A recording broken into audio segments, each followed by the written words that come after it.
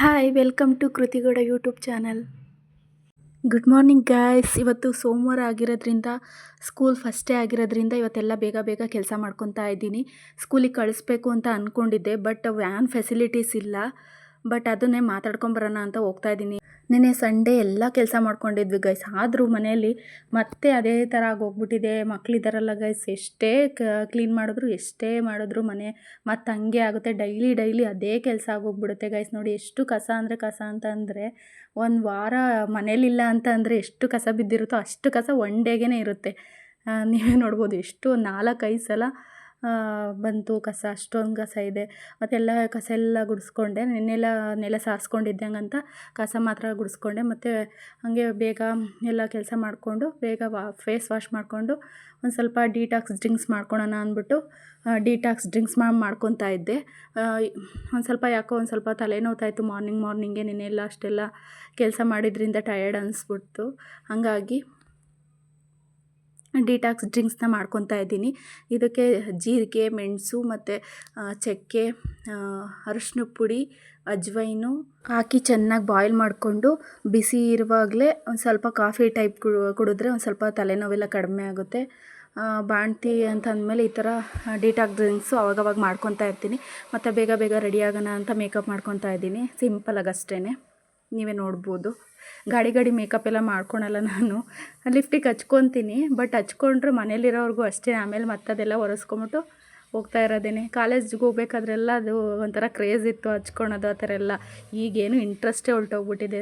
ಮನೇಲಿರೋರ್ಗೂ ಅಷ್ಟೇ ಹಚ್ಕೊಳೋದು, ಆಮೇಲೆ ಒರೆಸ್ಬಿಟ್ಟು ಆಮೇಲೆ ಹೋಗ್ತಾ ಇರೋದು ಅಷ್ಟೇ ಗೈಸ್. ಇವಾಗ ಸ್ಕೂಲ್ ಹತ್ರ ಹೋಗಬೇಕು ಅಂತ ಬೇಗ ಈ ಥರ ರೆಡಿಯಾಗಿದ್ದೀವಿ ನೋಡಿ ಗೈಸ್. ಇವಾಗ ಸ್ಕೂಲ್ ಹತ್ರ ಬಂದ್ವಿ ನೋಡಿ. ಆಲ್ರೆಡಿ ಎಲ್ಲ ಮಕ್ಕಳೆಲ್ಲ ಬಂದ್ಬಿಟ್ಟಿದ್ದಾರೆ. ಆಗಲೇ ವೆಲ್ಕಮ್ ಎಲ್ಲ ಮಾಡಿಬಿಟ್ಟಿದ್ದಾರೆ. ಬಟ್ ನನ್ನ ಮಗಳು ಬೇಜಾರು ಮಾಡ್ಕೊತಾ ಇದ್ಲು, ಮಮ್ಮಿ ನಾನು ಫಸ್ಟ್ ಡೇನೇ ಹೋಗಬೇಕಾಗಿತ್ತು ಮಮ್ಮಿ, ಮಿಸ್ ಮಾಡ್ಕೊತಾ ಇದ್ದೀನಿ ಅಂತ ಅಂದ್ಲು.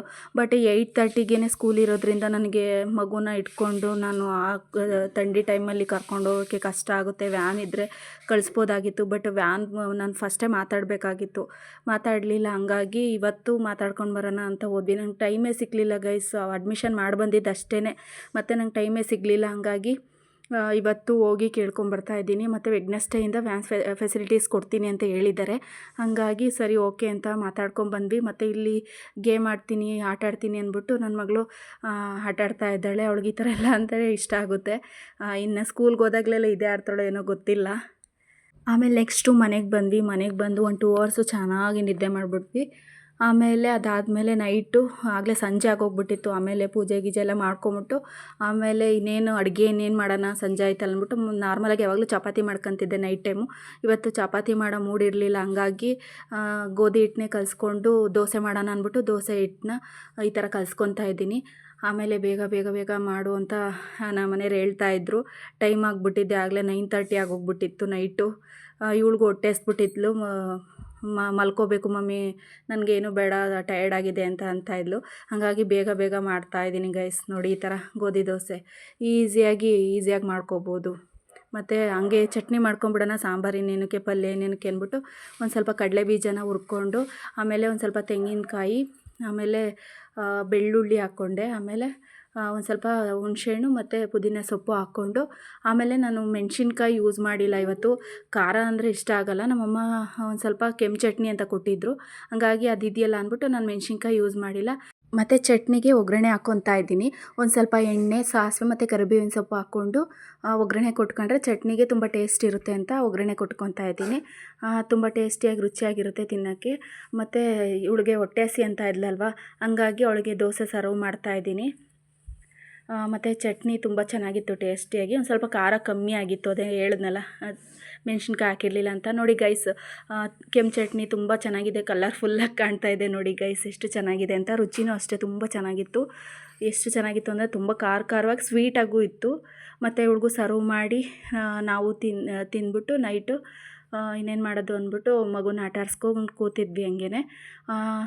ತುಂಬ ಆಗಲೇ 11 o'clock ಆಗೋಯಿತು ನೈಟು. ನಾವೆಲ್ಲ ಊಟ ಮಾಡಿ ಮಲ್ಕೊಳೋಷ್ಟಕ್ಕೆ 11:30 ಆಗೋಯಿತು ಗೈಸ್.